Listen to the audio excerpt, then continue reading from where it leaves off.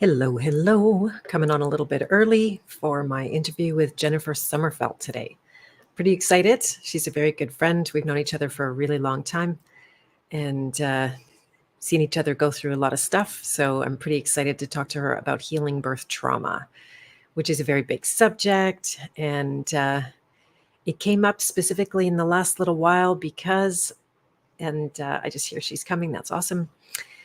Because I was running a course or I am running a course on the Nurture Cure, as you probably know if you've been following my streams. And the subject is a culture of mutual care. At least that's the subject for me. What stands in the way of having that and us being that for each other? And so just wanted to come on in a few minutes and say hi. And if anyone's there and you want to jump in the chat, let me know how you're doing, what's going on in your part of the world. That would be awesome. So it's a hot, sweaty day here. Oh, I'm going to get Rockfin going. It's cooked now. It's ready to come out of the oven.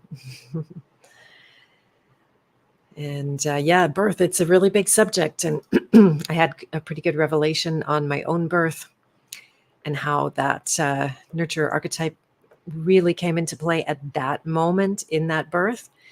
So today we're going to talk about what women go through in their birth process in the medicalized birth world. And we're also going to talk about what happens to us when we are being born in that medical birth world. And we're going to talk about, is trauma actually normal for birth? Because it's been normalized to a great extent. And that's not, I don't think, the truth of it by any means. I also don't think the orgasmic births are a normal kind of thing, although I know that people have had those, and that's like, go team, that's awesome. I had a fantastic birth. It was amazing. But it wasn't orgasmic, let's say. It was screaming all the way. So this isn't just for women, by the way. Everybody has been born. Everybody has witnessed, unfortunately, the trauma of their mother's birthing of you, and gone through some shit themselves. It's amazing we're alive at all, right? What we've been through, it's crazy. It's such a huge testament to the human spirit. So where are you guys at? Do you feel like sharing this out for me? Grabbing a link. This is, I'll show you the best link to share out, unless you prefer to, if you're over on your YouTube or Rockfin, I'm live on, and Rumble I'm live on, and Vigilante TV also we're live on. So we got all the channels going on here, but I'm going to share the link to the hub of all those links so you can get them all here. And so Jen should be with us in just a minute or two. And what do you guys know about your birth? Anything? I don't know anything about my birth except what I have had the revelation on myself. And here is Jennifer. She's in the backstage of StreamYard. I'll give you a minute, Jennifer, to get yourself all hooked up, and you can just give me a thumbs up whenever you feel ready. But no pressure, no rush. Just chatting. Let us know you're out there. Maybe you have some questions about birth. Maybe you have a birth coming up. Maybe you're pregnant. It's probably a really good time to look at how to at least reduce trauma or even not have it at all.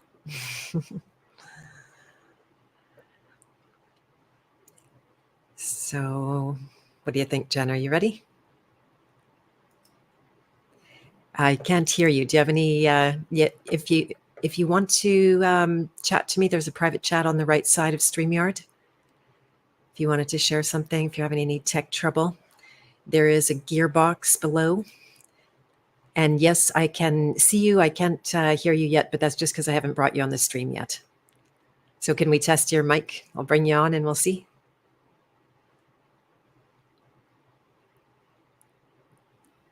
You can just nod or thumbs up because I can see you. Yeah, okay, perfect. Here we go. All right. Hello, Jen. How are you? Hi, Beth. I'm good. How are you? I'm good. I'm good. It's pretty sweaty here. Is it sweaty there?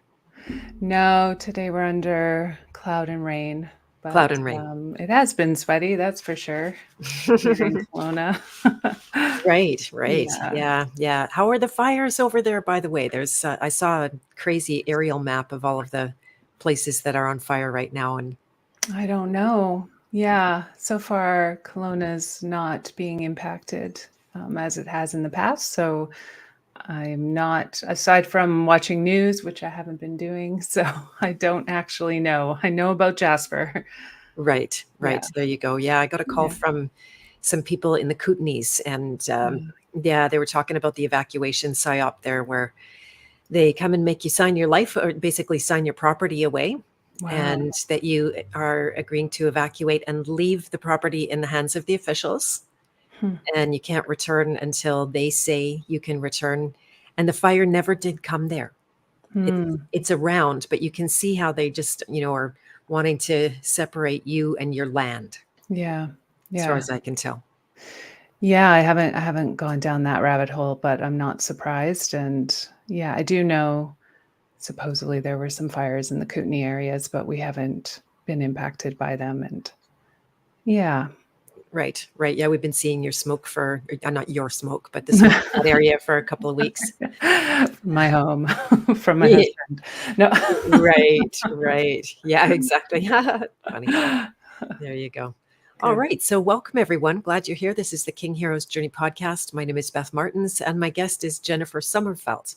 And she is a therapist and a birth. You were a birth worker. That was where you came from, but not so much in that anymore. Yeah, I've retired that hat. So I work predominantly as a therapist. I run a private practice. I have a team of therapists that I work with and mentor, and also I work as a coach as well. So, Right. That's awesome. mhm. Yeah, I've noticed that in the birth world, if we just dive in and chat a little bit, that, and I will introduce you more formally. Sure. Although, you know what? I never did get a bio from you, Yeah. so I'm just making it I up. could, That's okay. I could Yeah. introduce myself. Yeah. Yeah, for That sure. was And my bad. is there one of your links that you'd like me to put up? Maybe one of your link tree or midwifery for the soul Substack or Yeah, flow for I your mean, Substack? maybe just put up the Linktree links. So the one that is Ask.Therapy for Moms, Yeah. that one is specific to obviously perinatal mental health, and that one also includes some of the programs for healing after birth and my book on that area. And then the Flowing Fears one is the more expanded consciousness side of things. Okay. Sounds good. Yeah, you're a woman of many websites. Yeah, it's been a long journey, as you know. Yeah, yeah, yeah. I Yeah. got some advice early on from, I think you're very familiar with Tad, what's Mhm. Hargrave, Mhm. and he. Actually, it was because of him that I was split personality and I had multiple websites. And I think I remedied that after and went like, no, I'm just one person. So Yeah. I'm going to go with one. We'll just see how, you know, Yeah. yeah, yeah, bank on the fact that I can get it all in one. And I actually really do help people that I know you're not a split personality, but people can really end up feeling like that. And I think it's a Yeah. psyop personally Yeah. that we feel like our parts don't fit together in the eyes of society or as a business or all of that kind of stuff. Yeah, I definitely feel distinctly that there are two different businesses. So the Flowing Fears is Jennifer Summerfeldt, that would be my brand. And then the Therapy for Moms, is more of a public service, virtual therapy for moms across Canada. So I do feel good about splitting those two. But I completely understand. I struggled with that for many years, as you know. Yeah, yeah, Yeah. exactly. Well, it's the quote unquote curse, which is no curse at all, of being a full person, of having access to your whole soul or more of it than what we're encouraged to do. Where I always say, you get the question at some point, are you going to be a this or are you going to be a that? Right. And it so doesn't reflect who you are at any level, then it's like, okay, well, I'll cut off my arm or my leg. Let me think about which one I could do without or Mhm. worse, right? Because we're all that and Mhm. more. And then the whole is greater than the sum of the parts. Absolutely. Yeah. Yeah. So I wore my red dress for you today. Oh, really? Yeah, yeah. I wore bright yellow. It's gorgeous. Yeah, it's gorgeous. I was saying on Yeah. the Facebook post how you are definitely one of the more stylish people in my life, and even right through your very young child rearing days. Not that you were young, your children were young. I was young. You always managed to look lovely and have beautiful earrings and nice hair and all of that kind of thing. Oh, thank you. Yeah. Thank you. Well, I've gone through many phases. I feel like I'm going through another one. So, yeah, as we grow and evolve, so does my wardrobe. There you go. There Yeah. you go. Yeah, and sometimes it comes all the way back. I know I put things away. I don't think I'm ever going to wear that again. And then it's like, oh yeah, here comes the red dress. So Nice. Nice. yeah, Well, thank you. Yeah. yeah. And I thought on the topic of birth, it's kind of relevant too Mm. because red is that, primal color, indicating, can be the blood of birth, the blood of menstruation, The uterus. the uterus, Mhm. the first chakra, life and death. Mhm. Right? That Mhm. that really fine line that Mm. all of the moms birthing walk, all of the babies birthing walk, Mm. right? Mhm. As we Mhm. know, I would like to get into the history and how twisted it is. I'm actually super happy to have you here talking about birth because you're also so much in the know about a lot of those lies that were told Mm. and the way they wanted to lead people like, oh, birth used to be so terrible and everybody died all the time until we swooped in with Western medical Mm. savior medicine and protected all the women from their births, Yeah. right? So do you want to start there? Jump in, talk about that? Yeah. Or do you want to introduce yourself more? Feel free to I, say a bunch more I mean, about I your work. feel, yeah, I think people can learn a bit more about my work at those links. And, I guess quickly I've worn many hats and really got initiated into the culture of birth with the birth of my first child, as I always say, which was 24 years ago. And that was when, I realized that I had, many of us have been, I could say, like walled off from this initiation of birth. And that at that time I really felt that it was a women's rights issue. And I was learning so much just instinctively, gravitating towards alternative books, and really had nobody around me that was supporting me in that or encouraging that. It really came from within. And, so that was like the initiation into diving deep into what I call the culture of birth. And, I never would have imagined that I would end up working as a therapist, specializing in trauma recovery. Like, I could not have guessed that that was my trajectory.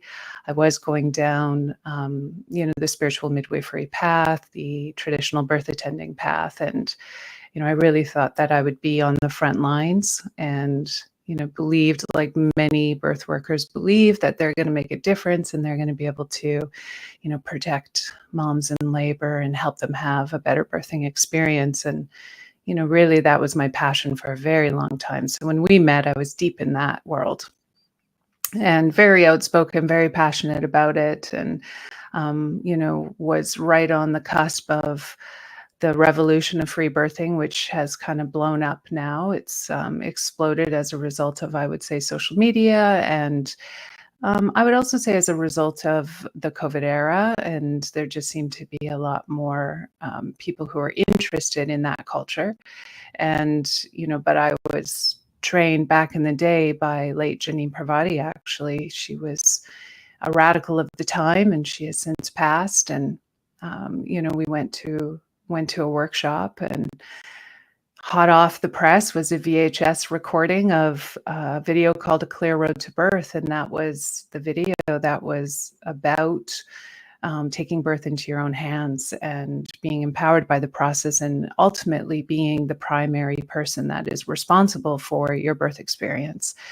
And, that was very, very radical, as you could imagine at the time. And like I would normally do, I just listened to what my body and my instincts were telling me, and I knew that there was truth in that message. And there was something about this radical rite of passage that I believed that we, all had the right to experience. And I could tell that we were so far from it. We had been so removed from it. And I should backpedal and just say that that first birth experience that I had with my first son, was an extremely positive, empowering birth experience. So I wasn't initiated through a traumatic birth with that first birth. I was initiated through the most empowering, ecstatic experience I could imagine. Now, not ecstatic in the sense of orgasmic by any means, but I was absolutely blown away at my instincts. And because I followed my instincts the entire time and made strong decisions by listening to what I was moved to do, and I had the agency to do it, even in the face of so much opposition, cultural opposition, but also family opposition. I had this incredible 4.5 hour water birth that even blew away my midwives in the sense that they came back and said, well, you need to have like 13 babies. And I'm like, that's not going to happen. So I was blessed with that. And I felt the call like a lot of moms can feel, whether they were initiated in birth through a traumatic experience or whether it was through an empowering experience. This can happen where something is ignited and then you want to like go to the mountaintop and scream out to everybody and help more and more people have positive, empowering, instinctive physiological birth experiences. So that was the beginning of my journey. Yes, so 24 years ago. Yeah, amazing. It's been that long. Crazy. Mm-hmm. Hello, Annie D. Nice to see you. Happy Moon Day. Which kind of moon day is it? Should know. Looks like a quarter.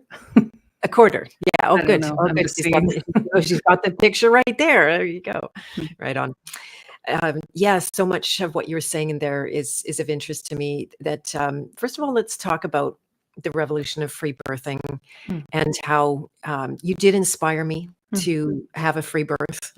You and there was a small group of, I think I ended up with 5 doulas in my pregnancy, and all kinds of strange things happened where it didn't look like I could have a midwife, but then I did have midwives because a misunderstanding of my due date meant that they had to take me in because of their liability, right? Not because they're concerned for me, but because they're like, oh my goodness, my name's going to go out on your profile if you have some kind of bad thing happen to you, which they always think will happen.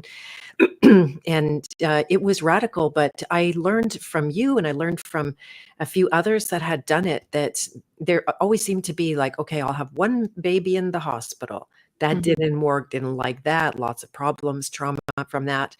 Okay, well, I'll have a baby at home with a midwife. Oh, lots of problems, some complications, unnecessary interference, and then going for the free birth. So for me, it was like, I don't know if I'm going to have more than one baby. Getting pregnant in the first place was like a miracle, given what I'd been through, and so I just went right for that experience and have absolutely no regret whatsoever. But I know that it's highly nuanced. I know that it's something you can't necessarily just run around and promote. Like, okay, moms, everybody get out of the hospital and go home, because you want to share with us why that's dicey. Yeah, I mean, I've come to see that there's 3 paradigms of birth. And I think what's actually most important is that people, first of all, understand that there are these different paradigms in which each paradigm consists of, and then know where you are on that map, right? So the first paradigm of birth I would call, very medicalized, mainstream hospital birth experience, where you're looking for that kind of support. You want that environment because you understand that to be an environment that's going to provide you with the kind of security and safety that maybe you're looking for. And, you can expect that within that paradigm, there's going to be a lot of medical management, a lot of intervention. And for most people who choose that, they're looking for that.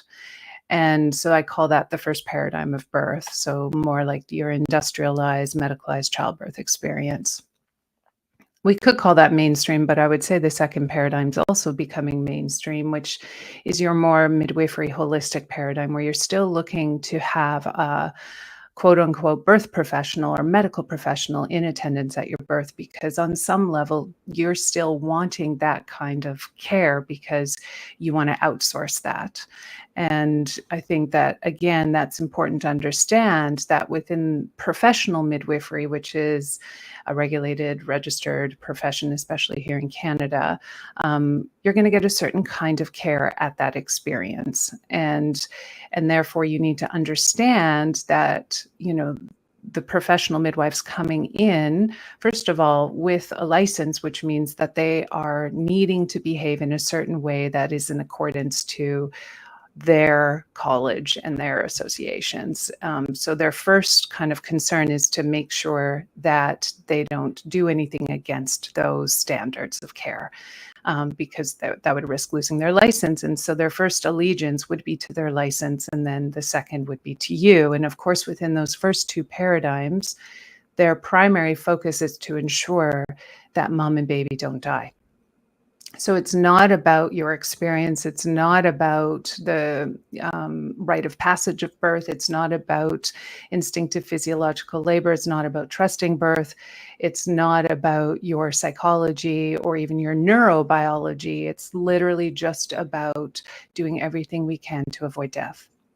And that can mean interventions that are harmful and lead to what we would now label as a traumatic birth. But underneath that, you could say, belief system, they believe that it was worthwhile, because the story will be that you didn't die and your baby didn't die. And that's all coming out of a culture that fears death. So that's why we have those first two paradigms. And I'm now at a phase in my life where I'm not making those paradigms wrong. Obviously, I work with moms who choose all kinds of birthing experiences and are on the spectrum of whatever paradigm it is that they align with. But what I have noticed is, if we don't understand what each paradigm consists of, so the third paradigm being what I would call that free birth paradigm, which is you are radically responsible for your experience. So you can't outsource care, meaning you can have people there in support of you, but at the end of the day, they're not responsible for you or your baby's well-being. And that means that you have to come to terms with death.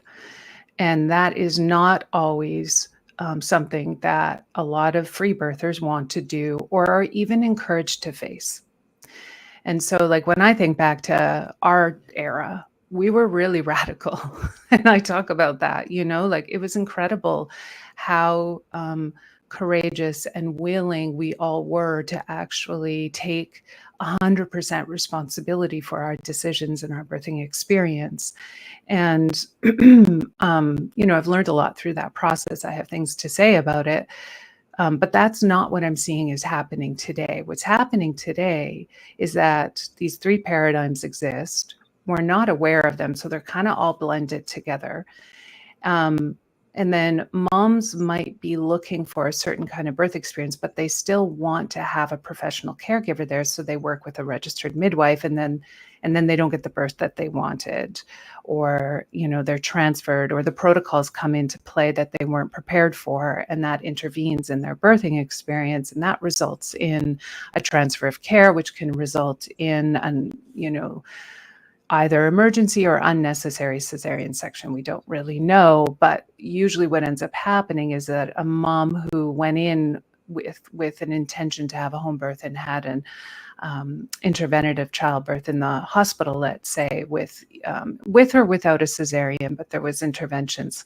Usually that mom experiences that birth experience as highly disappointing, with a lot of grief, and there could be trauma associated as well, not necessarily. Again, that's a result of that gap, hoping that midwife's going to provide them with that birth experience that they had hoped for, because maybe they had read spiritual midwifery and then lumped all midwives into a certain category, that all midwives are going to work in a certain way. And of course, that's not true, right? You still have to advocate and understand that every midwife has a different philosophy of birth. And they have different tolerance to kind of how willing they are to be, let's say, client-centric versus fear-based. And so then we have moms who are saying, I don't want any of that. And, I want to take my birth into my own hands because I don't trust the medical system. So I'm going to free birth over here and I'm going to learn everything I need to know about free birthing. But at the end of the day, either it didn't work out for them, which is a really big gap and causes a lot of heartache and potential trauma. And also, I'm arguing that I don't necessarily know if that is what they want to do is free birth. I'm thinking actually what they want is a certain kind of caregiver that they can't find to give them a better experience than, let's say, what your standard registered or medicalized midwifery care is offering.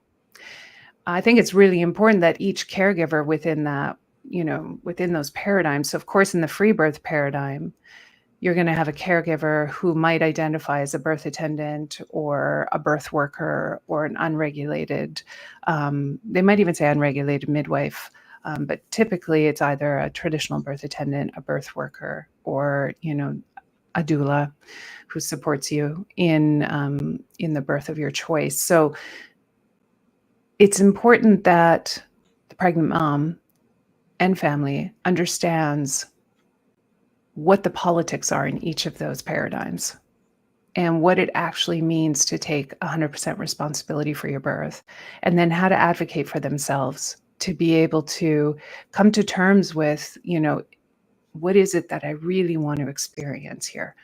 And am I willing to sit at the gate of life and death when my baby's head is emerging with all the power of the universe coming through my body and I'm the one who's catching my baby? And maybe this is my first time and I don't have, let's say, a community of care who's like there supporting me in that, even if that support is just through energetic and witnessing, am I okay with that? I think that we are, and this is just my opinion.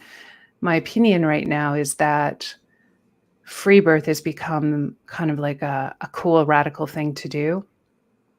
And I don't necessarily know if we're taking it seriously enough in terms of what it really means to bring forth life on this planet, which could also mean death.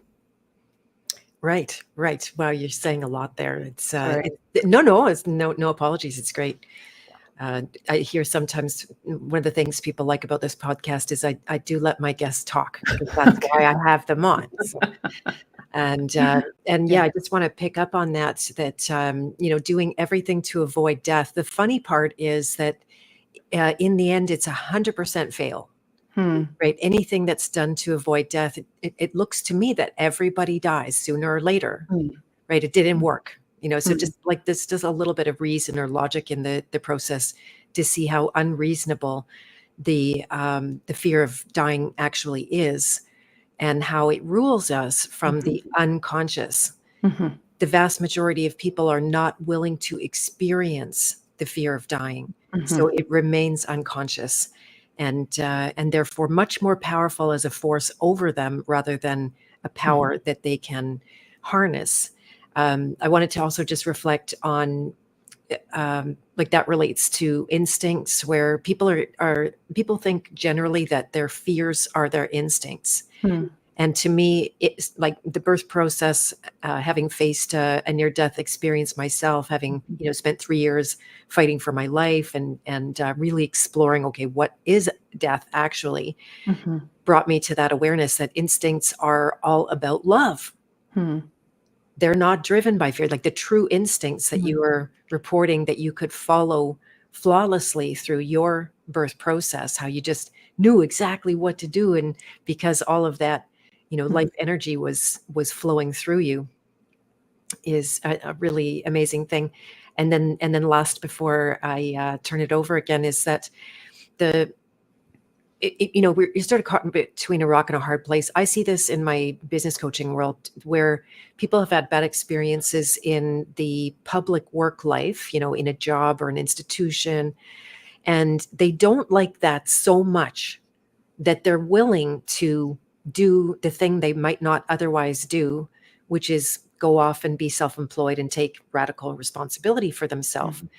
But I noticed that if they're driven by that aversion, in this case, to the medical system, medicalized birth, drugs, outright harm, horrors, actually, which I'm not here to traumatize anybody. And I know you aren't, which is why you're here, by the way. But it's not the right motivation to just try to get away from something. Right. And, do you want to pick up on that at all? Well, I just think that you're, speaking to what it was that I was trying to articulate about what I'm seeing is happening is that because there's a rise in aversion to, let's say, industrialized childbirth or just the medicalization of everything, right? And so then turning away from that and running towards the complete opposite, which would be, to free birth, that the risk is that the motivation is not coming from the place of what you're talking about, which is an instinct, what I would call the instinct to thrive, the instinct to live. I do believe that we are biologically designed to not only survive, but to thrive and flourish, right? That is within our blueprint. And so it's like we're, water just sort of being moved down and bumping up against a bunch of things. And so, yes, fear, as that very primitive instinct that was, there kind of biologically there millions and millions and millions of years ago. If we look at it through that lens, like all organisms kind of have this nervous system. But that is supposed to be just momentary, right? That kind of momentary biological drive that is alarming the system to shift into that survival gear versus the thriving gear is intended to just be in that moment so that one could, escape however that can be, whether it's fighting or running or collapsing. And then it resolves itself and it moves back towards thriving.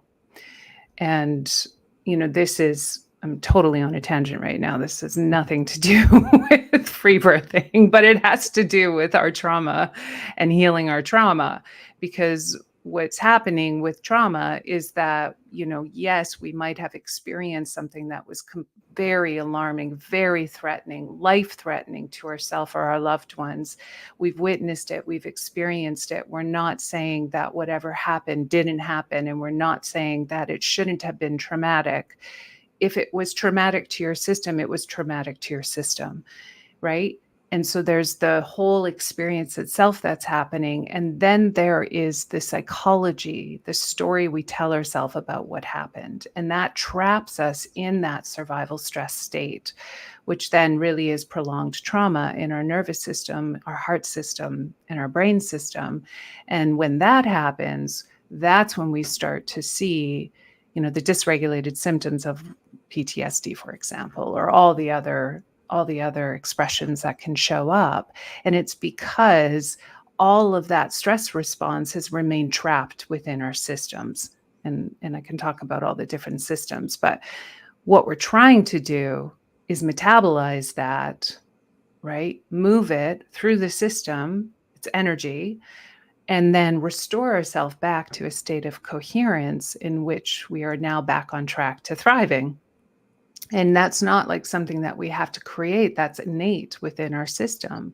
And when we're in that state, we're also in a state of connection, and we are in the heart. So we're in a state of love, as you were talking about. And so if we're making decisions that's based on aversion to, that's going to constrict our system, alarm our system, which tells us that we're actually now in survival stress. We're not in a thriving state. And then we're taking that energy towards, let's say, our birthing experience, which we know if we're now in this constricted, tight survival state, experience, then the innate unfolding of the physiological process of birth can't happen when we're in a state of survival stress. It actually goes against the blueprint. Okay. Yep. Tangent, so you can interrupt and ask a question because there's a lot of tentacles there that I just went down. Yeah. I was just internally debating whether I need to argue for this point, but I really, more often than not, I'm going to take a position based on my experience, that fear does not protect. And I was just trying to think of a metaphor, how we had a flat tire and then we put on the spare tire, and it was the crappiest spare tire ever, and you couldn't go more than 50 kilometers, and you like barely limped to a place you could get the tire kit and stuff. And so I think there can be an elevation of this, whether it's fight, flight, or freeze kind of a thing. I personally think the fear comes later. I believe that if say you need adrenaline for a situation to move a car off your child, that we've heard of those stories where moms have like superhuman strength. Mhm. And I believe that shows up, but that it's not actually fear, that Mm. that's life organizing itself, and that the fear comes after. It's kind of like when you put and I don't need to argue this very long. I'll just say my piece now. But, say you put your hand on a hot element. What's the Mhm. first thing you do? You pull it away, Mhm. and then you get afraid. Mhm. I The think maybe there's what's that word? semantics, Semantics, yes. Because what I'm hearing you say is that we have an instinct, and that's a survival instinct. the love And instinct. well, we have a survival instinct as well as a instinct towards love and connection Which I think is love. biologically. Okay. So I'll just speak to how I've made sense out of it based on neurobiology, and I'm happy to have both of our points be shared and both can be on a spectrum. And so what I'm hearing you say is that fear is the story we're telling ourselves about the hot. That's what I'm hearing you say. So fear comes in after because of how we made sense out of that situation that was maybe uncomfortable for us. Is that what I'm hearing you say? Yeah, that's pretty. Yeah. So it's the meaning making aspect of it is what you're saying, that fear is attached. So fear is the emotional response that's being attached based on the meaning that we're prescribing to that stressful experience. Yes. Yeah. Okay. Yeah. Okay. Yeah. And I don't need to press it or work it all out, but go ahead and say whatever you'd Well, like. I mean, if we're going to talk about trauma, I think, it's important to bring in my understanding of the studies of the neurobiology of what happens to trauma, because that's how I found my way out. That's how I found my own healing journey, was to deeply understand the physiology of it all. Simply because I innately believe that, okay, if we have a blueprint to birth, we have a blueprint to heal, we have a blueprint to thrive, right? And so therefore, I don't need to be stuck in the trauma that I'm experiencing in my biology. So I understood what was happening. I'm bringing in my story here, but having gone through PTSD and the symptoms of, and being completely destroyed by it, and then kind of embracing a healing journey that really needed to find my way out of that was aligned to my value system still. So I didn't prescribe or align with the diagnostics. I always had a bit of a wall against that. But I knew that the symptoms that I was experiencing were neurobiological, and they were impacting my relational health, my mental health, my emotional health, my spiritual health, my physical health. Like, it was all deteriorating as a result of. So to understand what was happening, I had to understand the neurobiology of trauma and trauma recovery, which includes a multifaceted systems approach.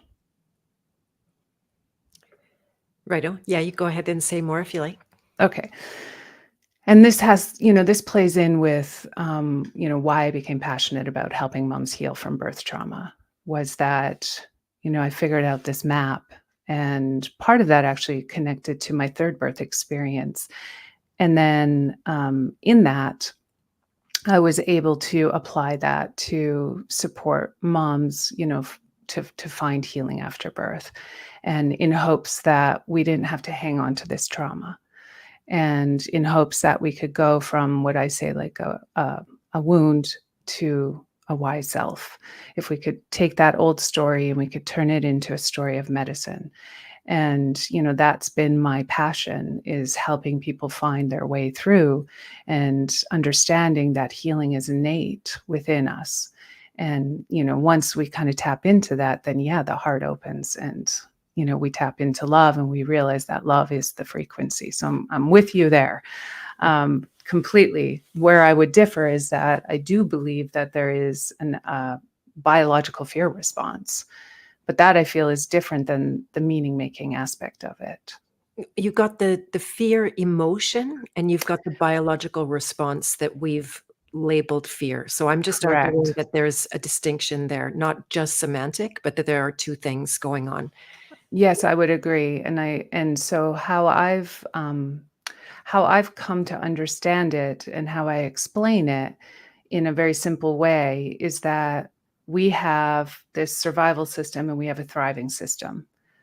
And the survival system, when it's activated, the thriving system is compromised. They don't work together. And the survival system in any organism is all interconnected to our nervous system.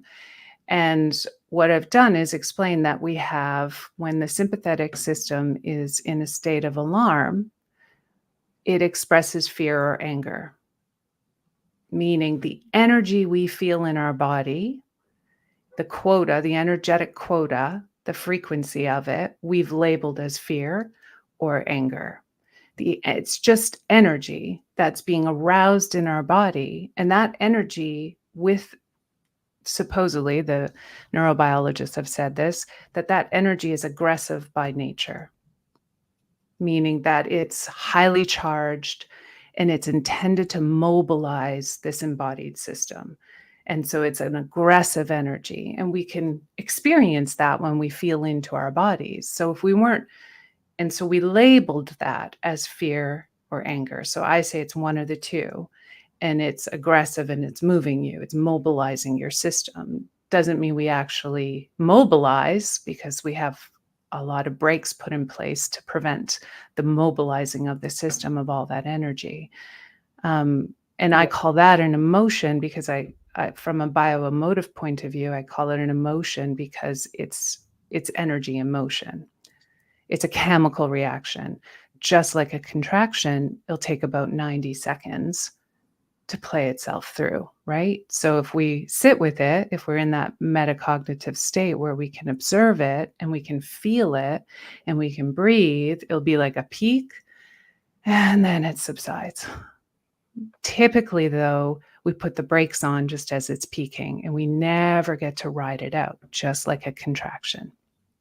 So I try to explain this to my clients. And then if we're in collapse immobilized, so we couldn't mobilize that aggressive energy, then the system goes into collapse immobilization. And that is what we call the dorsal vagal response. And that's very old, very primitive. You can imagine it's like hibernating, feigning death to prevent death. Like, I'm just going to be still, so the predator leaves me alone. And that in that state, usually the emotional quota is despair or sadness. So that would be what I would call your survival stress emotions. And then your thriving state is joy. So we want to move through that as quick as we can by understanding what's happening. When we get stuck there, that's when we start to turn the wheels. And we're also very quick to apply meaning to what's happening, right? So if we're feeling the adrenaline that we're labeling as fear or anger because we're experiencing something in our environment, and now we're starting to make sense out of it because the brain is a sense-making organ, right? And it wants to understand what's happening. And we're going to lay down a story on that that's going to generate more of a feeling state. And, this is where we get stuck. And the story we tell ourselves about what's happening is always connected to the past until we become conscious of it in the present moment. And I'll just pause there for a moment. So surviving state, thriving state. And all I'm saying is that when we're in an experience that is highly threatening, life threatening, scary, for whatever reason, our system is flooded with all of this adrenaline, um, and it gets trapped there and we can't escape it. That's usually when trauma can embed in the system. Right. Yeah. I was thinking about how there are some bad experiences you can go through live time.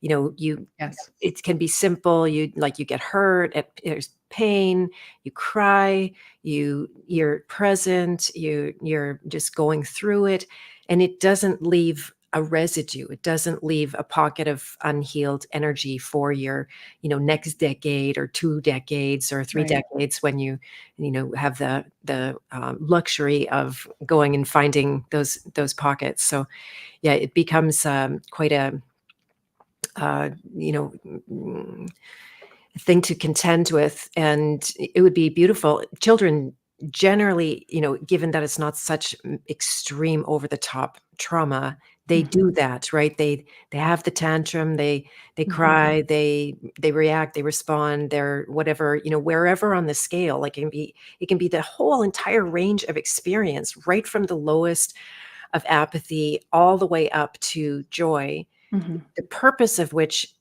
that I've seen is to actually get off that map, to use that map, and wherever you find that yourself on that map, it's to get off it.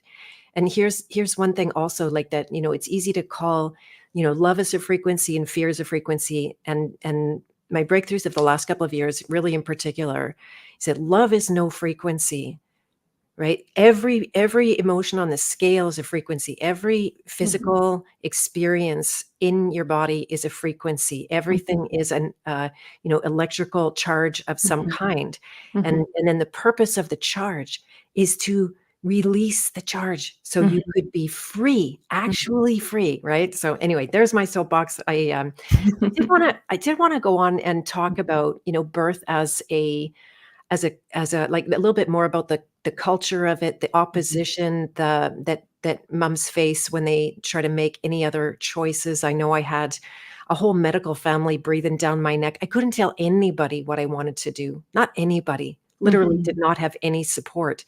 And rather they would come to me and tell me all of their horror stories Mhm. that they were victim to in the hospitals, Mhm. and I would have to like law my way through those conversations and not, like it's pretty isolating in a way, but luckily had community such as yourself, and no doubt you have quite a community of people surrounding your work these days. And so how can women deal with that opposition and walk in a way that's actually true to their instincts? Hmm. So, if I'm hearing you correct, you're saying for somebody who's choosing something that maybe goes against, let's say, dominant culture or even their family values, so they're receiving all this opposition and butting up against it, how can they continue to stay on path without being burdened by all of that? Yeah, exactly. If say they've already determined themselves to be in that third category. Okay. Yeah.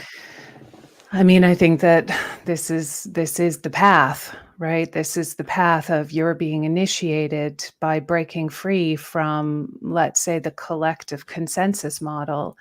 And it's not going to be easy.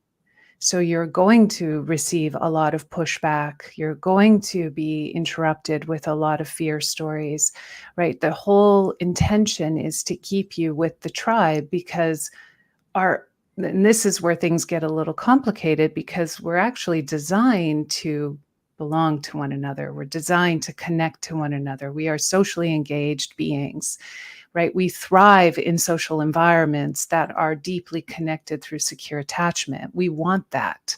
And so when we realize that, let's say, the value system of our current culture is no longer aligning with our heart system, and we're saying, I can't agree to this anymore. And so then you break free from that. Well, you're going to have an entire cultural system that's going to push back against you and try to bring you back to that, let's just say the family tribe.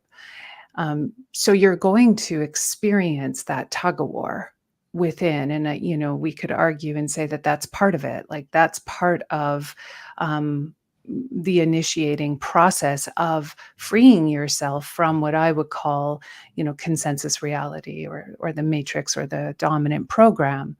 And so preparing yourself internally, having the practices that you require to stay steadfast, along the way, by, being able to work through the triggers, being able to align yourself with a community of support that can continue to show you that there is another way, right? So inspiring you, continue to read inspirational things, have a practice of introspection or meditation, have a practice that allows you to move through that 90-second process so that it doesn't stay hooked in your system. Question the beliefs, question the fears, right? That's so incredibly important to prepare yourself, because like we started, at the end of the day, you'll probably realize that you get all the way down to the core fear, which, I was once told by a teacher that there's 4 core fears of our psyche: fear of annihilation or death, fear of humiliation, which would not belong to the current tribe, right? Fear of going mad or going crazy, and fear of turning evil or being ultimately bad. These are at the core, this is our ego structure, or in parts work, we'd say it's, all of the parts are kind of hanging on to these core fears. So we're breaking free from that. Ultimately, that's what we have to pass through. That's the threshold that birth can initiate us to pass through. So can disease or illness, right? You and I could chat about that too, right? So these are initiations that, when accepted in a space of like in a community of care and with intentionality, and even with practice, ritual, or ceremony, because there's a reason that that's there, whatever that means for you, right? And an anchoring into something that's bigger than you, like bigger than your ego structures. When we do that, we're actually opening up to a whole new realm of possibility, right? And this is what I would relate to as freedom. Like when you talk about freedom, to me, that's what it is. Like we're breaking out of the confinements of, the programs that we've been imprinted with by coming into, this time and place. And so birth is this powerful, powerful process that, as a woman, some of us have the opportunity, right? Not all of us, but some of us have the opportunity to really claim it as the one thing that's going to initiate us to blast it all through, like to just blow it all open. And, I like to tell the story of the birth of my third, when I had that opening. And, I was met with both sides of the coin. But the opening side is something that I always hang on to. And the trauma side is something that I was able to heal from and release and now hold a different story. But that opening has never gone away, right? It's a truth, and it was worth it. And, I'd be happy to share that part, but I'm just going to pause there for a moment. Yeah, no, that's a beautiful thing. I love what you're saying. And we are meaning making machines. We have that, like you said earlier, that it is part of our makeup. Mm-hmm. And we have a lot of choice in that. That's not, but maybe back to the tribe, how one of their functions might be to create a lot of meaning for you, right? That Right. it's prescribed, it's inherited. You like, where did I get that belief? Oh, my mom believed it, my grandma believed it, everybody believed it. And Yeah. then you might be the first one to question, is that belief supporting life, or is it more supporting death? Mm-hmm. Right. And Mm-hmm. Yeah. we've been, this is another awareness in the last year or so about how we've been psyoped. this is total tangent, but I'm just going to say it anyway. We've been psyoped into feeling like the battle is between good and evil, Mm-hmm. and a lot of projection on us, and looking for that, seeing the evil out there. And then the more spiritually awake person can be, oh, I'll find that evil inside yourself, must be in me. But the real battle, the real worthy battle, and the real battle that Mm-hmm. doesn't get you on this pendulum kind of just Mm-hmm. bouncing between poles is the battle between life and death, Mm-hmm. and the ability to choose the life. Yeah, beautiful. I think we're saying the same thing, Beth, because I actually call that the third door. Mm. And that is, the tension of the times that we've been in really blew that open for me. And that third door comes together like in the heart. And, when we go through that door, everything changes. But I loved what you said about the battle being between life and death, because like that's giving me goosebumps, because I know that's to be true. And so this is what birth is, right? And so the industrialization of childbirth came in. We know that wiped out the midwives of the times. I'm just going to talk a bit about the battle between life and death and try to link it to birth.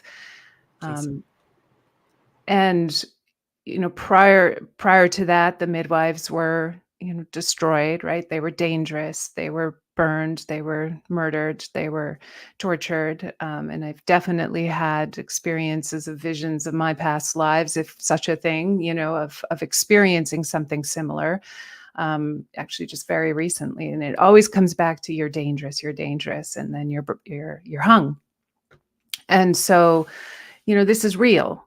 This happened. This is a historical event that, as much as history is real, this is a historical event that happened. And, from that, the medicalization of childbirth was born, right? And the midwives taught the obstetricians back in the day. And, and then we introduced all of the instruments. Then eventually introduced drugs. And then eventually we introduced all the ways in which we could medically manage labor and delivery, and then fear the public, take birth away from the community, take birth away from the family, right? Take birth away from the tribe, tell us that that's primitive and dirty and gross and old and dangerous. And, the more sophisticated way to give birth is, in these institutions. And, I'm not saying this to be flippant. This is written, there's many textbooks that have written about this, and I studied it to understand how is it that we got to where we are today? And how is it that my instinct knew when I originally was working with obstetricians in a hospital environment with my first child at 23 years old, that my body was saying, you're not caring for me the way that I know I need to be cared for. And I fired my obstetricians. I tell this story that I fired my obstetricians at 23 years old. Like, I look back on myself and I'm like, wow, who were you? And I wasn't trying to be anything or do anything. I literally was just listening to my heart. And my heart was saying, you're not hearing me. You're not providing me with the care that I need. And you're just imposing me with a lot of fear. You're putting a lot of beliefs into me that I'm supposed to latch onto, to be afraid of. And I'm like, I'm not afraid. And so I made that decision, and it was a beautiful, radical decision. I'm proud of myself for it. And I always have the caveat, I'm not saying everybody should make that decision. The piece of it was I listened to this, right? I followed through with what my inner knowing was telling me, what I would call my inner healing guidance was telling me. And I listened and I did it. I took action. That's the piece that I always want to inspire and share with others is, if your inner knowing is saying, no, like I need to stay here for some reason, whatever that reason is, then you're listening to that. That's what's most important, right?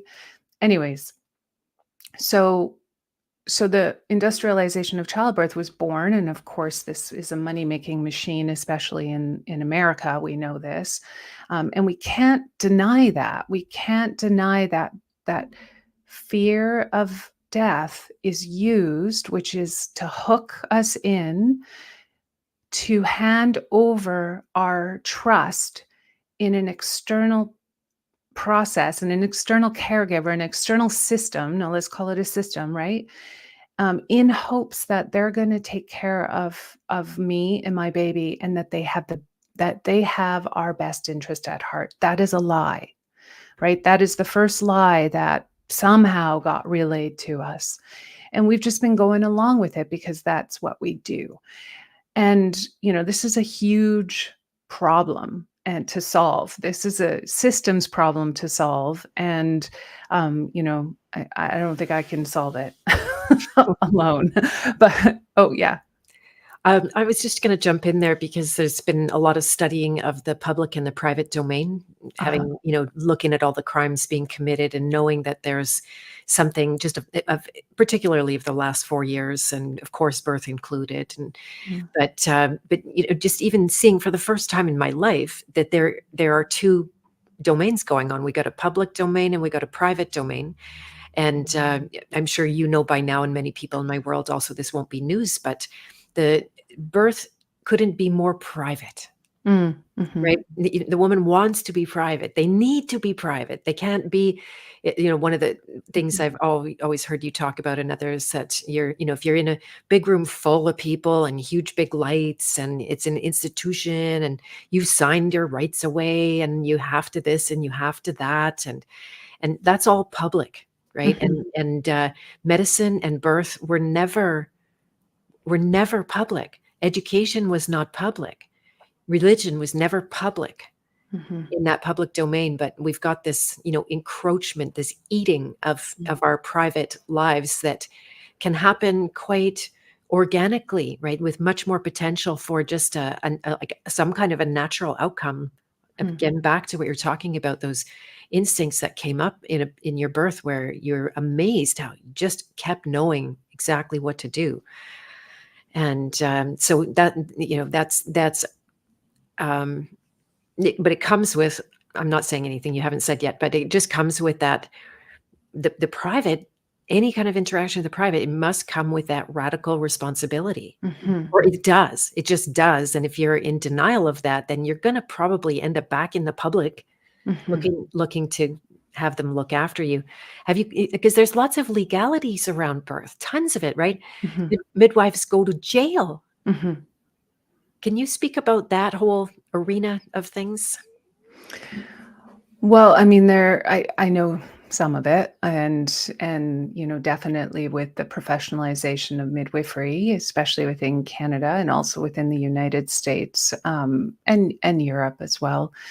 It is a regulated profession, which means that if you're practicing outside of what they deem to be, what they deem to be the markers of what it is to become registered, then you're at risk of being charged with practicing medicine without a license. And again, there's been argument over the years that this is just a continuation of the witch hunts. And, the more that we can regulate anything, any profession, then the more control the regulating bodies have over the profession and what they can and can't do. So that is definitely a problem. And there's been anthropologists who've written a lot about it. Robbie Davis Floyd, I believe that's her name. It's been a while since I've said it. And the professionalization of midwifery writes all about that whole process, right? So yeah, it becomes a risk to work outside of a regulated profession, especially when it comes to the birth industry. And that's, things are getting even more, I guess you could say, heated in that area right now. So I really want to go back to the comment about, the radical responsibility, because I think that is, something that's not talked about enough within the different paradigms of birth, right? And so especially in the free birth paradigm, that is the ultimate radical responsibility paradigm. And it sounds really cool to say it. It's like, oh, I'm going to be radically responsible for my birth experience. Like, I'm such a cool person. But actually, like, what it actually means, I think that we're missing the gravity of it, right? And I know you and I took radical responsibility for our birthing experiences. And, I know at some point I hit a lot of fears. And, one of my biggest fear was being investigated by social services.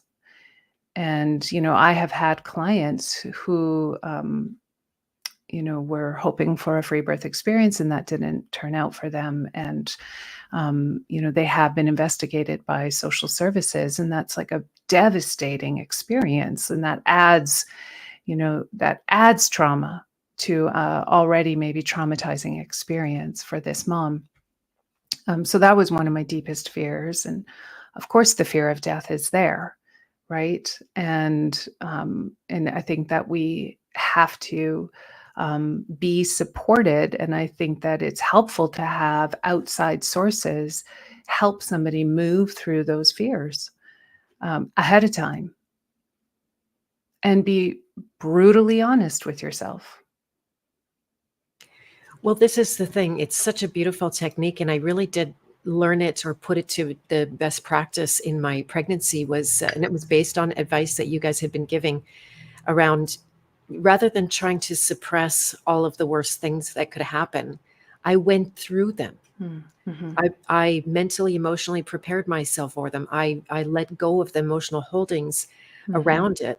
I had dreams that, pregnant women have psychedelic dreams, and I could see myself in those environments where I knew what was right and what was good for me and my baby, and I could see myself pushing the midwives out, closing the door on them, knowing that it wasn't actually the best for me. And based on all of that, I was also very mindful not to just reject the hospital, knowing it can be a rebound, kind of that aversion can actually be an attachment, and make sure and guarantee you're gonna be in that hospital at the same time. So I packed a hospital bag and took that responsibility for every possible outcome that I could imagine. Yeah. And then none of it had to happen, like literally none of it.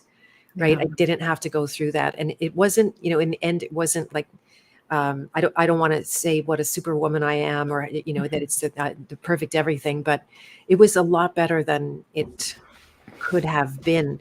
Because one of the things I notice about the public system, whether it's the legal, the medical, specifically birth or anything, is that once you start turning yourself over to them in a small way, then it loops to some other way that you've turned yourself in, and that loops, and then next thing you know, you got a whole crochet, kind of weaving of the ways that you are trapped in that public environment. So I'm curious now, before we turn around and talk about, from the baby side, from the birth side, from our birthing, if your time's okay, by the way, just let me know.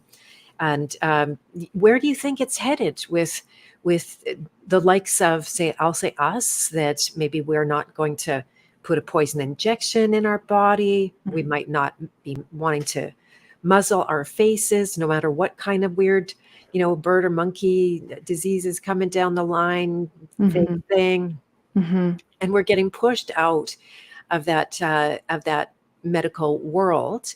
And then so, is it just time for people to really use this opportunity to rise into self-responsibility? Or where do you see a whole revolution happening? I mean, you've already called the free birth a revolution, but I'm curious, and what advice you would give parents that are maybe haven't conceived or want to conceive? I don't really know where it's going. I don't really have an answer. I've definitely spent a lot of time contemplating and holding that question and that tension in what I call that third door. Because I, like you, don't think that swinging the pendulum is the answer. I think that pendulum swing is still governed by fear. And, so I just am of the strong kind of opinion or belief that when we, come into this space and we really can like alchemize, all of those tensions, we can metabolize our traumas. We don't have to carry them through that door. And, we can use them also as initiatory experiences that can open that door for us. But we don't have to carry them through that door. I want to believe, and I guess I do believe, or I hold out the vision of that there is a whole new story unfolding. It's already existing. It's, if what they say about multiverses is true, if what they say about different sectors of reality, if what they say about, the field is true, then, it already exists. And so it's a matter of attuning ourselves to that versus attuning ourselves to the fear and the terror of the times. And that takes a great amount of inner capacity and attention and focus and commitment to not be distracted by what's happening out there and to just hold steady, to that connection from within. So I don't have an answer to how, what's going to happen, how we're going to change it. If we look at history, nothing really changes much. So, using the same methods of being an activist or pushing back or trying to dismantle or putting our energy on lifting up what's not working. I remember when all these documentaries came out about the business of being born, for example, right? I was like, oh, this is going to revolutionize things, where people are understanding now. We're going to see something different. We're going to have better birthing experiences, and no, that has not happened. If anything, the cesarean rate is higher than ever. We don't even talk about the maternal mortality rate. But, there's definitely a lot of research on how that has also risen in response to the increase in cesarean sections. It's like the engine just got ramped up instead of dismantled. So I don't think that is where we need to be putting our attention. And, so I do think that radical responsibility, however that shows up for somebody. And at the end of the day, I say it's not about choosing a paradigm, right? It's about being soul directed. It's about listening and knowing. If you get the intuition, if you get the hit that, you know what, I don't think my baby's doing very well, right?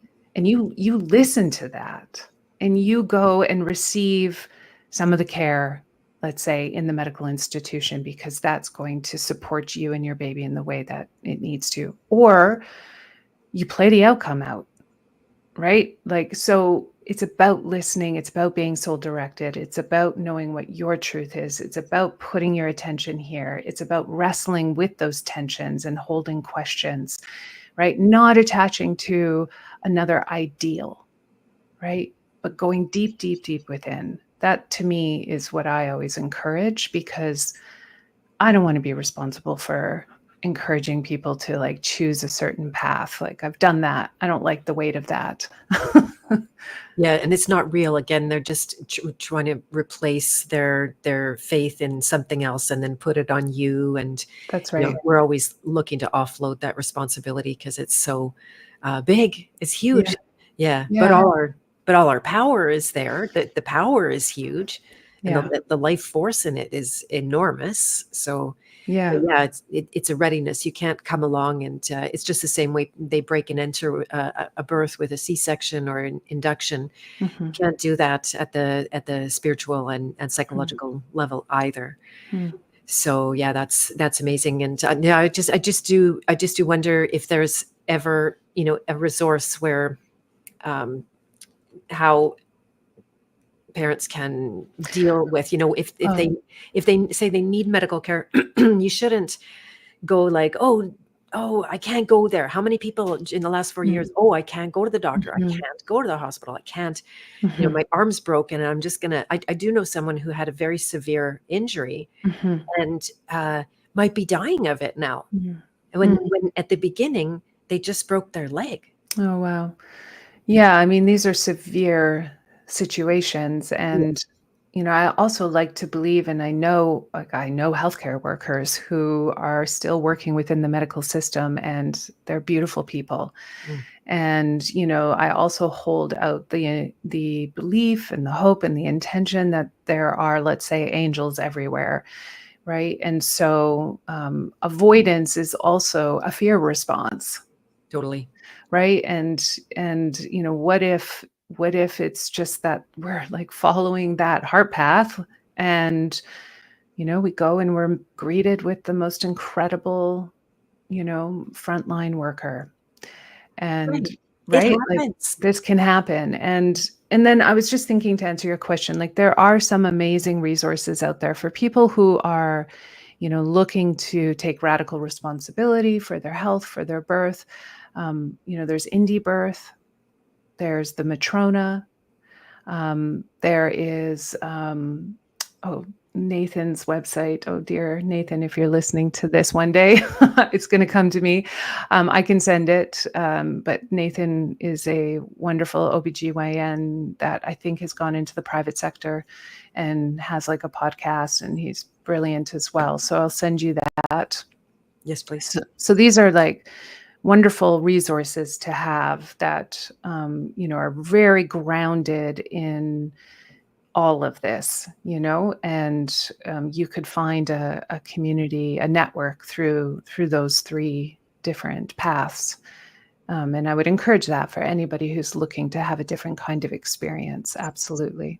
Nice, nice. And Mhm. in that eventuality that you end up in that arena, how to stand up for your rights, how to not just Exactly. say yes to everything, to question, to, get whatever opinions, and then the law side of it. There's the number of times when somebody said, like, you have to do this, and I Mhm. say no, and they're like, okay, right? Like they said I had to, but I didn't really have to. That's Can just, yeah, can I share my story of when please. I transferred myself to the hospital? Yes. So I don't know if you know this full story, maybe you do, but so after the birth of Amara, my third, maybe, yeah, sorry, Amara, after the birth of my third, which is 19 years ago now, I did free birth her, and had a profound experience that was akin to a DMT experience. So that was incredible. I understood that we are all space and particles, and we do not give birth in ordinary reality. All this information was downloaded through visions and through knowing, and that was incredible. After her birth, I got very, very sick, and was sick for about 2 weeks. The kind of sickness that looked like the worst case of what you might get in Mexico, like dysentery. And so I had emptied all my bowels and had no control over that, was in excruciating pain, more pain than labor. And and I had a sense of what had happened. And I'm not going to go into that. But anyways, at one point, I knew I was severely dehydrated. So I'm about 3 days postpartum, and I'm having these experiences. These are not after pains. I knew what after pains were. This was over the top um, intestinal pain, and I wanted morphine, and I don't take drugs. So I was just like, give me something. But I knew I needed to go to the hospital to get fluids. And so I did. I took myself in with my 3-day-old baby, and they didn't know how to treat me. They didn't know where to put me. I had no care provider. So they were all very confused. They didn't want to put me in the postpartum unit. So they triaged me. Long story short, the doctor came in and, of course, tried to make me wrong for what was happening. And, this is in my story of trauma, this was where the trauma was inflicted, was the treatment that I received at that time. In all of that, I said, I'm just here for pain management, and I know I need fluids. And of course, they're testing me to figure out what's wrong with me. They can't figure out what's wrong with me. Nothing's coming back in my stool. They want to isolate me. They want to separate me from my baby. And but in the meantime, they put me on fluids. And so for 24 hours, I was on fluids. And I said, "You're not taking my baby." And they said, "Well, your baby's not our property anyways." And I said, "Great, she's mine." So I just like kept her literally next to me. And I was breastfeeding through all of this, 3 days postpartum, and just kept her next to me and did the whole 24 hours, didn't sleep. And the next morning, um, they came in and said, "Okay, well, we haven't figured out what's wrong with you. So we're going to quarantine you because you could be a risk to all of our other postpartum patients and you can't bring your baby." And I said, "Well, thank you very much. I'm going home." And of course, they're like, "Well, that is against our advice. You're very, very sick. Like, you could die." Like, they did all the scare tactics. And I said, "I understand that. I'm going to go home and I'm going to treat myself in my own ways." And I signed my life away. And after I did that, a nurse came over to me and it was like really quiet. And this is the story of an angel, right? So the nurse comes over to me and she just kind of sits next to me and she said, I understand that you're checking yourself out. And I said, "Yes, I got enough fluids. I feel stable now because of that." And I said, I just treat myself naturally. So I'm going home to treat myself with homeopathy and herbal remedies. And she said, "I support you in this." And just her saying that to me, that, you can do this. It was like an angel came down in that moment of hell because it was me living out my greatest fear, which was transferring myself to a hospital and not knowing how to navigate it, right? So I had resisted that and wasn't actually allowing myself to be prepared for that. And her granting me that just gave me enough strength to, wheel myself out. Like at that time, my husband at the time wheeled me out of the hospital in a wheelchair because I couldn't walk. I had no energy. And I came home. And for those following 2 weeks, I was cared for by my community. Oh, you just cut out audio for some reason. Did you click at the mic button at the bottom by accident? There you There are. we Did you hear that I was cared for by my community? Yes, Okay. yes, and I was there, and I knew what was happening to you at Yeah. that time. I know it can be a little blurry, but I yeah. remember now. Yeah, yeah. I mean, it would definitely trauma does that to your brain. Oh, yes. Yeah. So, and that physician who had violated me in the hospital, against my words, against me saying no, and he called me at my home to check up on me to make sure that I was alive. And we had a conversation and I told him I was fine and that I was being supported, and he left me alone, and social services never came. But it's very rare for a physician to actually call you at home. Right. Right? Very, very rare. And so like that took me a while to acknowledge that that whole experience was traumatic to my system Totally. and violating. And, not only was the sickness, but all the like stuff that was coming at me and the violations that were happening physically and all that, was definitely traumatic to my system. But it was very hard for me to admit that because I had free birthed. And go Right, ahead. because of the cultural projection on that process. It's like, yeah, there's a lot of parallels to that where there's nothing inherently wrong, but because of the projection, then Mhm. you got like double, triple, quadruple duty. Never mind a newborn in your arms, which all by itself is all consuming. If even if Absolutely. everything is going perfectly. Absolutely. I So, mean, I was also afraid I wouldn't produce enough milk, obviously, for because I sure. had The lost all dehydration. my fluids and was dehydrated, and for 2 weeks straight was uncontrollably losing my bowels. So I breastfeed her. She's 5'10". She was a big baby. And I made it through, and I did write about that in my Healing After Birth book. I do write about what came up around that, and it wasn't until I was working with moms, helping them heal from birth trauma, that it occurred to me that actually I had experienced some birth trauma. Do you have a link to that book I can share with people? Yeah, I I was mean, just yes, you can get it on Amazon, but you can also get it on my website here. I'll just, okay. um, Sometimes that's a really good place for people to start, just to yeah, other people's stories can be so incredibly rich in it might not be your exact experience or the exact thing that you fear or whatever, but this is how we transmit to each other, right? mm, In that link of story and the bravery to share the mm. things that you went through, any mistakes that you made, and you're not really talking about mistakes or anything like that, but it's just that's how I think humanity can grow so much faster. Well, I do think I made a mistake, and that mistake is not that I free birthed, Right. but the mistake is that I was very hung on to my ideology. And because of that, it made that second part much more challenging and, at risk for birth trauma, which I just had no room for in that worldview. And then because of me hanging on to that ideology so strongly and needing to prove to myself and others that, we can do this, then, that just made this the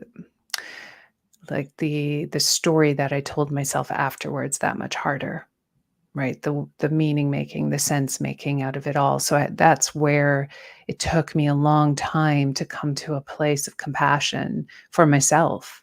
And so that's why I'm now like understanding that when we attach to any ideology, that's where it becomes risky.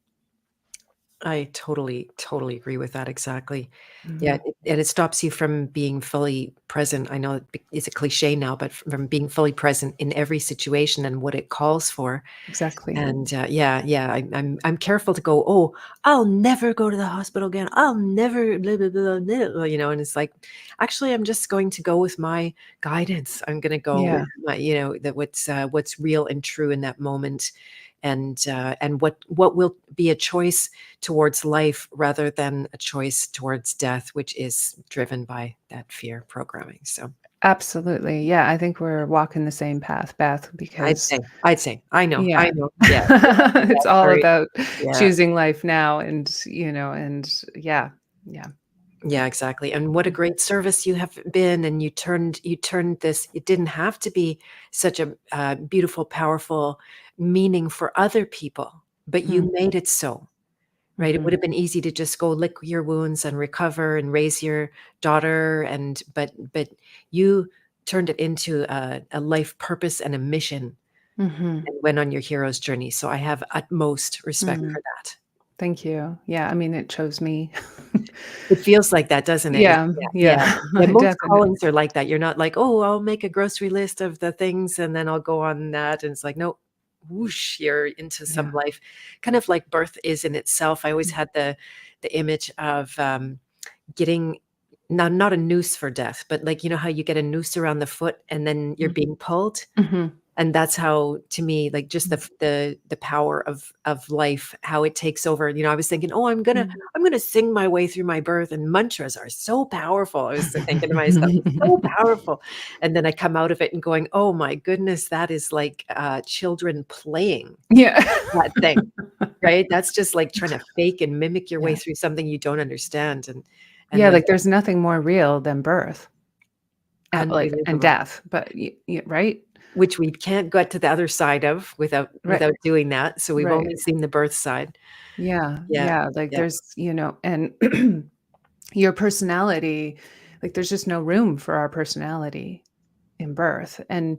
and part of what I think really we're up against is, yes, we live in a culture that avoids pain and, avoids death at all costs. So there's that. And, but we're so disconnected from the wild. We're so, we have to be so contained and so controlled and present a certain image. And when we're not prepared to enter this space that literally is going to rip you kind of like apart. I'm saying that's kind of realizing that could be triggering, but the way I say it is like birth discombobulates you, right? Every cell in your body gets discombobulated, right? There is Come apart. exactly. So you do come apart through that life force that wants to live.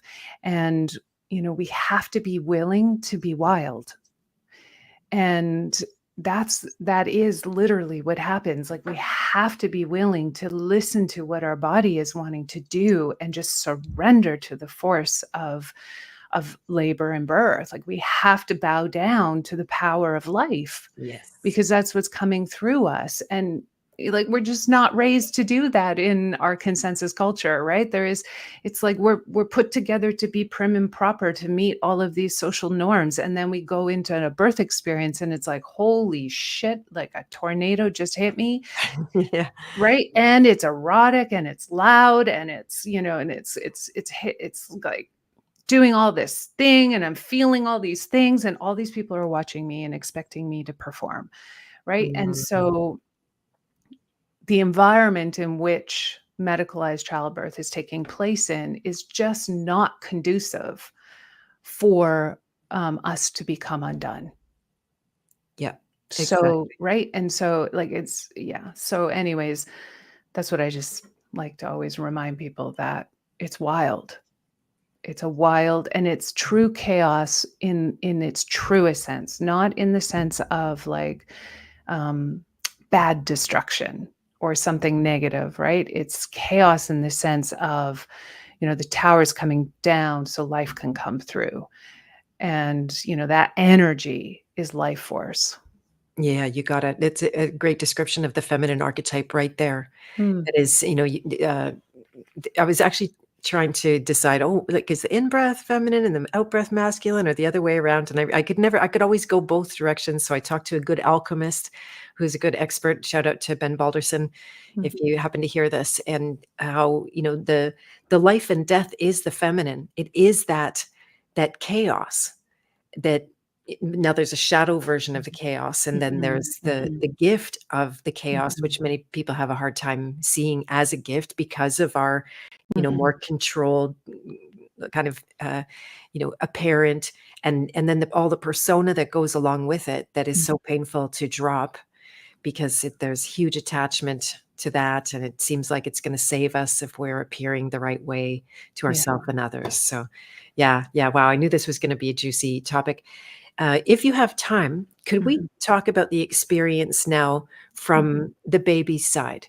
That was originally what inspired me to have you on, Oh, and for people to, like, several people asked me, could you go deeper mm, into the birth trauma that the babies experience? That it's harder to know because they can't say anything at that point. It's all retroactive, getting to the place of an adult, and then mm, the exploration back.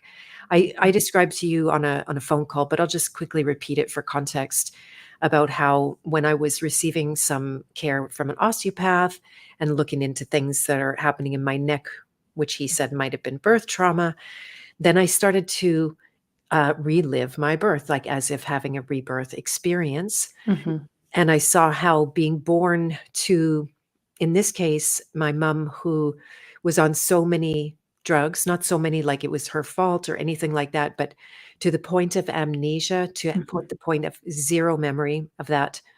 She didn't know. She didn't have one clue. Even someone said she didn't remember being born. Maybe she was hatched. We're kind of like in that, mhm, can be in that much mystery around the process, which doesn't necessarily need to be. And then, is it inherently a trauma for the baby being born? Is that just one of those big mhm, experiences that really rock the nervous system, and so at so many levels? And then specifically, here's my point of all of this, is that I envision what I don't see yet, but I do see seeds of it in my own world, mhm, is where we could actually have a culture of mutual care, mm, where people could genuinely care about each other, but from a clean place, not a motive place that's mm, being driven by all the fears mhm, of what they think is going to happen to you, or how they insert themselves in your life so they stay safe and survive, and all those twisty nurturer archetype kind of things. And so where has birth disabled us from having these natural care relationships that humanity would thrive in, right? Compared to us all being our own lone wolves, which is not natural for humanity. Right. And then, are there, I'm not even totally sure that this is your subject. I know it's kind of a different one, but I'm sure you've thought of it, no doubt. But what do you think is important for people to know about their own birth? Well, I'm more aware of all of this now, having done some training with Stan Grof's holotropic breathwork stuff. So it is not my wheelhouse in the sense that I haven't gone deep into what's called, that's more like perinatal trauma in the sense of the impact that it had on the newborn.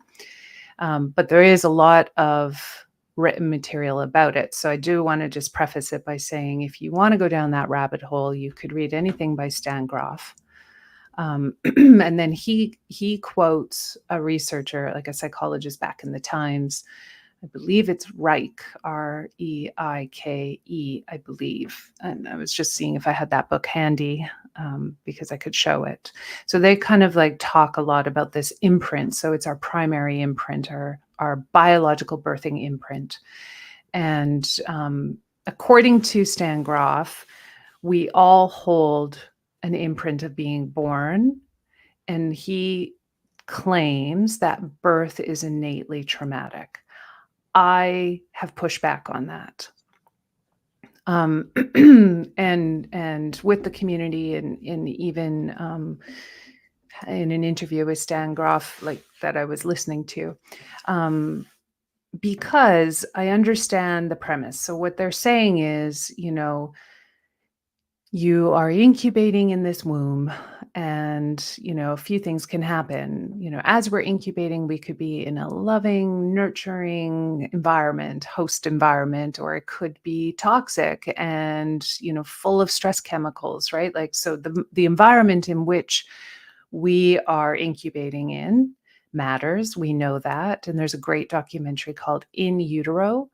And you can learn more about that as to how we're imprinted by the environment that we were developing within.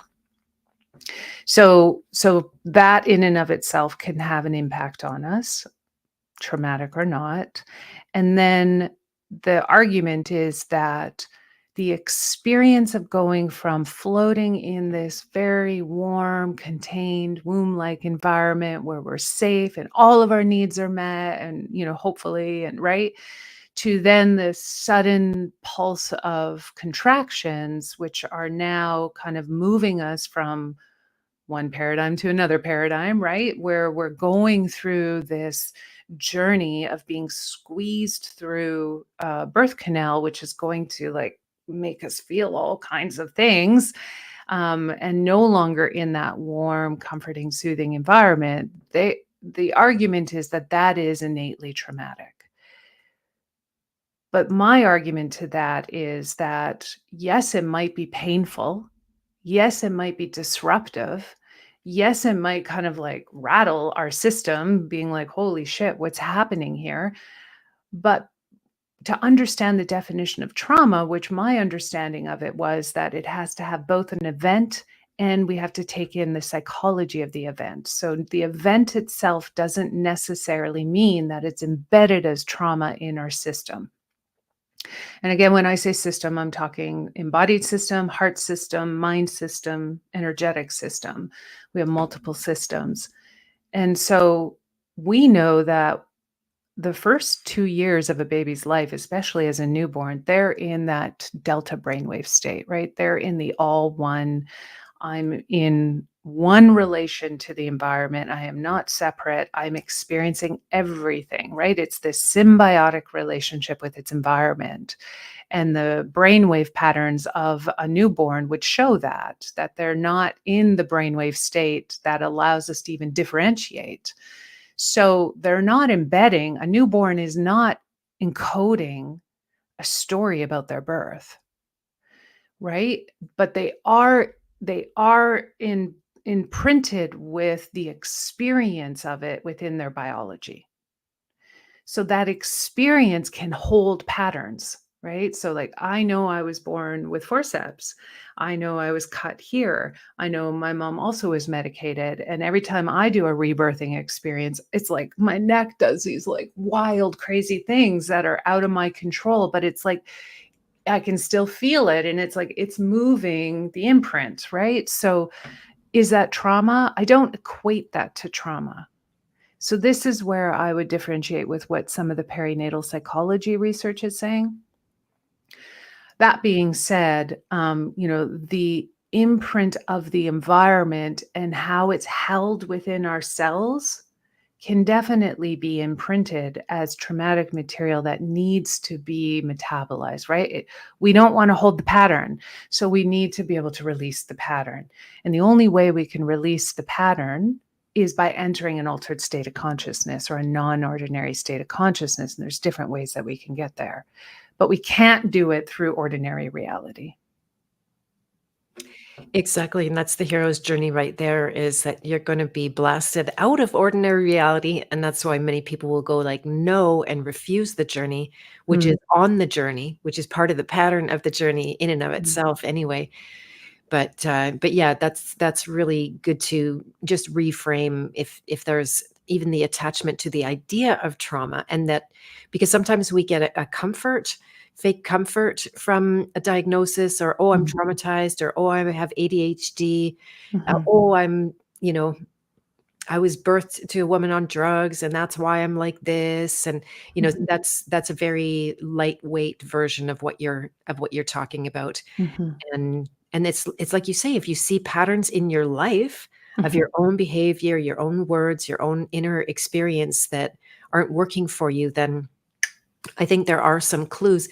Now, do you think that people need to go digging for those patterns, or is it just a matter of it coming to your awareness at the right time?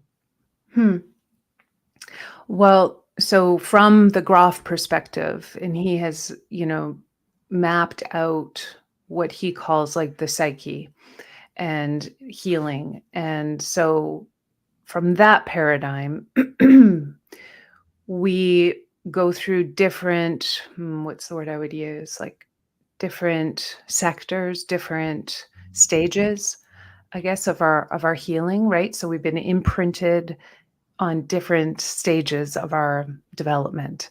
So we have like our our personal biological stage, which would be born onwards. So from when we were born to like where we are now, that's our personal biography, right? And then to get to what he would call the transpersonal, we go through our birth experience.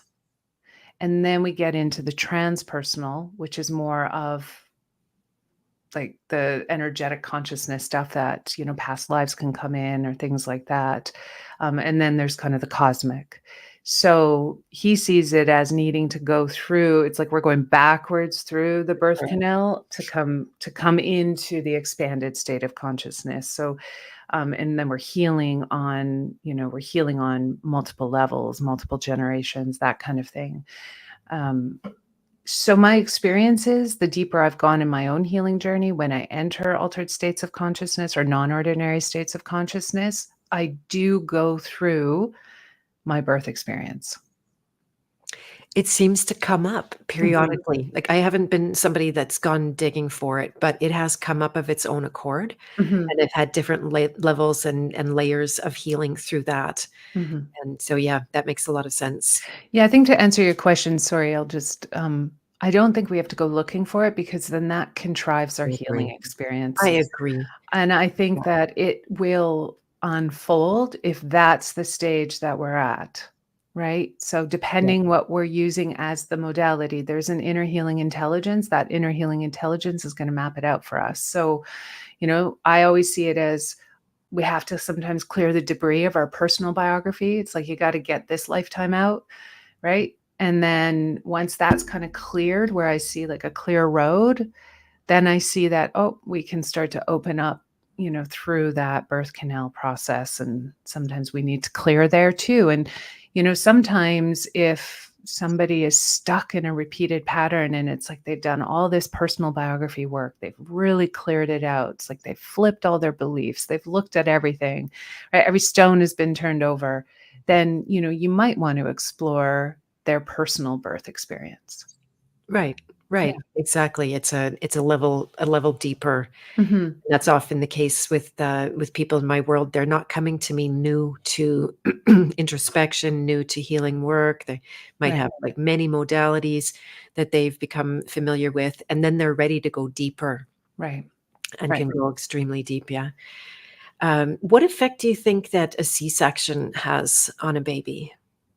Somebody asked me specifically to ask you this. Okay, yeah. There's actually a lot written about that too in Groff's work. And so they work specifically with a modality called holotropic breath work. So for those of you who don't know or haven't heard of it, so it's a breathing process. Um, those that were born by cesarean section, I mean, they all describe their experiences differently, but it's often quite graphic. And like they'll talk about the jaws of life, they'll talk about the experience of what it feels like to be pulled out. They'll talk about like sudden light, or that there was like an interruption to the process. So everybody's experience is going to be obviously very different. But again, we need to remember that there's the physical event that gets mapped onto your biology, but then there's the psychology of the event. And so, what's really important as well, I think, is how you were received in the postpartum, or received by your mom and, the primary caregivers, right? Because if you're received and there's just love and welcome and warmth and like excitement, and you're wanted, and like all the good things of like secure attachment, and then that can actually resolve any of those imprints. Nice.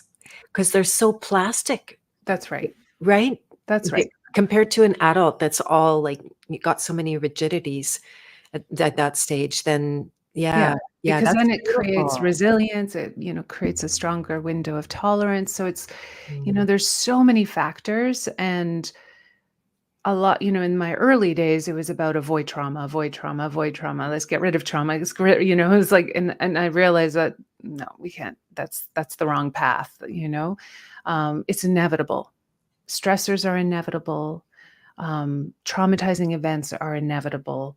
Like, witnessing horrific things might even be inevitable. I'm not endorsing this, but I'm just saying that the culture that we live in is a culture of trauma.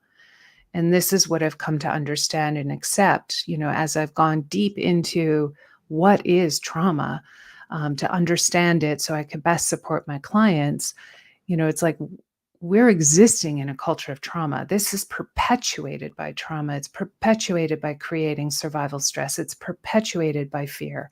So it's inevitable. And so what do we need to do? The antidote, right? Clear it from our systems as fast as we can. Be held in love, be received, be soothed, be seen, right? Be supported. Like all of these things actually strengthen our system. And we can rise from that and move forward without carrying it with us. The key is to not carry it with us. That does not mean that it's not painful. That does not mean that we don't grieve. That does not mean that we don't roar in anguish or rage. It means that we're not letting it burden our system, because when it burdens our heart and it burdens our energetic system, then we cannot evolve. We're trapped. So we Amen. have to be more than that, right? And it can happen. I know it can happen. Yeah, we are proof of such incredible, and I want to say resilience, but that sounds so trite in this context. That again, the power of the human spirit is beyond, right? Given what humanity has been through, that we've survived as a species at all is miraculous. My ancestors went through horror stories. We're still going through. We're in it. Basically, the war never ended, right? We're just fifth generation war now, and it's a lot more psychological, which is a lot more, unfortunately, damning, and damaging. Mhm. So, but I was even thinking about the nice white lines. I don't know if I should say that word on a public stream right now, but that get painted in the sky, and they're, Mm. spraying Mhm. us with this and that, and how, maybe like we should all be dead already. But what's happening is we're adapting. Mhm. Yeah, The 'cause intelligence. right, because we are adaptive species, and this biology wants to live, and, spirit wants to live through it. Amen. Amen. And, that's what always blows my mind, and that doesn't mean that there isn't death. Right. Right. Right. It's not a denial. Yeah. It's But not. there's Mhm. death of the biology. That doesn't necessarily mean death of the spirit. That's it. Mhm. Exactly. And that it is a normal, natural part of life that, Mhm. I also share that that's my mission, is to help people to recognize and go through that in a conscious way, see it for what it is, see what's real, see what's like totally fake. It's not what we think it is by any stretch of the imagination. Not that it's not formidable. It is. It doesn't get easier every time I feel my own fear Mhm. of dying, for Mhm. example. That's, Mhm. it keeps me really humble and the people that I work with. Mhm. And yeah, I think this is a fantastic conversation. Thank you so much, Jen. I've really, really appreciated that you're here and you're doing the work that you're doing. How do people access you as a coach? Or I know you have courses and Mhm. resources available. And how many books have you written? I'm trying to 2. think. I'm trying to think if I have one of them right here to show people. Oh, Sorry, I but have here's Healing After Birth. okay, here, let me Yeah. make that bigger for you. Okay. I don't know if you can see. Very nice. Yes, Very thank nice. you. It Yeah. was #1 seller on Amazon. Wow. Yeah, and then this is Midwifery for the Soul. That's the one I have. Yeah. Yeah. Yeah. Yeah. Beautiful. Very beautiful. Um, yeah, so for the perinatal mental health side of things, you can, if you're wanting to work with a therapist, you can go to therapyformoms.ca. Whoops. Attract wealth works when you Sorry. That's okay. Looking there. Yeah, so there's therapyformoms.ca, and I also have the Healing After Birth program that's coming out, so you can take that quiz on that website. And then if you're looking for the more kind of expanded consciousness, deeper healing side of things, you can find out more on flowingfears.com. Okay. Very good. Very good. And I don't know how your time is. I didn't ask you how much time you had in total for this, but I did want to let people know that the coaching training certification that I've got coming up is hosting, or I'm hosting an open house for it. And I wondered if there was a little bit of overlap too, because when I was writing an email about your interview last night, I Mhm. was realizing how, and this again can just be, words and semantics and that kind of thing, that the the work that you and I do, so much overlap and so much agreement, and do you've been calling yourself a coach more than a therapist, right? Do you identify as a therapist as well? So I hate to use that word. Oh, that's gross. That's okay. I wear both hats. You Yeah. wear both hats, I right? wear both hats. Most of my work that I'm doing lately is more of the deeper healing work, so it aligns more with the coaching paradigm. Right, And but because I do also work as a therapist, people can use their benefits and things like that, so they like that. right, right. Yeah, it just depends, what hat I'm wearing. Right, got it. Yeah, yeah. So I was thinking about, and like I said, it's up to you if you have a few minutes and want to Mm. hear more about this training, or if you need to go, I want to respect your time as well. So I just wanted to make sure and let people know. Oh yes, are you wanting to speak about this live right now? Is that what you're? That's what I would do. Yeah, Gotcha. Okay. yeah, yeah. Yeah, I have time to hang out if you would like me to. I don't Okay, mind. no obligation whatsoever, Okay. but yeah, just so that people know that this Thursday coming up, I'm hosting an open house for the Journey Code coaching certification, and so this is not about becoming the therapist in a more traditional context.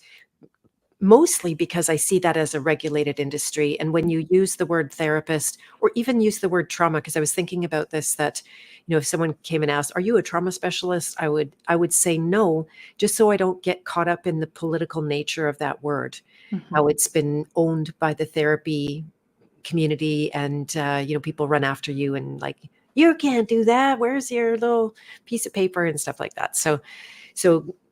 But regardless, I help people with trauma. Like that's it. It is exactly that process, whether it's the big things or the small things. The small things are often the big things anyway, in a variety of different areas of their life, whether it's their health or their relationships, their career. It plays out in that, how you do one thing tends to be how you do everything.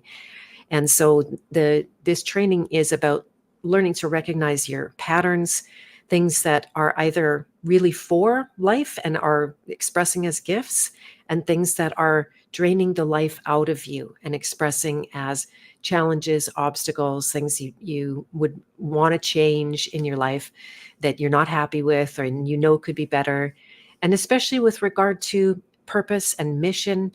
This just your work, Jen, is so rich with purpose. That you went through certain experiences and then you turned it so that you could benefit others. And to me, that's the real meaning of the hero's journey, not just solving your own problems, right? But that you would bring the elixir back to people who need it. Maybe, the mom that was in your position, you might be able to guide them in a totally different way than what you had to just go and, advocate for yourself in a very compromised position. And so that's what we do for each other. And then this is a 7-month training, very intensive. It's not a little thing. It was born of the pandemic when I was wondering, okay, God, what would you like me to, how shall I serve now that the world is falling apart? And it looked like it was going to end in a few, weeks or days. And even planning a 7-month training, I thought, Beth, am I retarded? Because I don't even know if the world's going to exist in 7 months. But here we are about to run the 6th training that in like 4 years. So it's been quite a concentration, extremely satisfying to watch people take the biggest risks of anyone in my work. That when you have that idea at the outset that you're going to serve and help others, what you put into it exponentially goes up. It really matters a lot more to you. So it is an opportunity to heal and learn to help others heal at the same time, which I find is fantastic. It's not like you have to take time off of yourself, attention away from yourself in order to pick up the skills to help others with. It's exactly the same in the coaching process, which I imagine you also experience.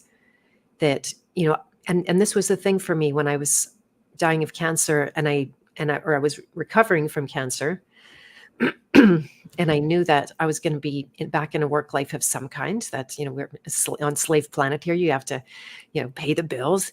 And, but I knew for a fact that my next work environment was going to be a healing one. And not just that it would be natural light, or it would be, oxygen full and rich and not air conditioned artificially beyond good for me way, and like all the fake food and all the fake people and all the fake causes, doing so much work for no reason at all. So I knew I had to transform that. And I didn't know that I was going to myself become adept in all of these systems that are mutual healing, right? It's hard to describe. I even hesitate to talk about it, but it's you're when you're helping somebody, your attention is fully on them and with them, like a midwife, right? You're there for that woman's birth.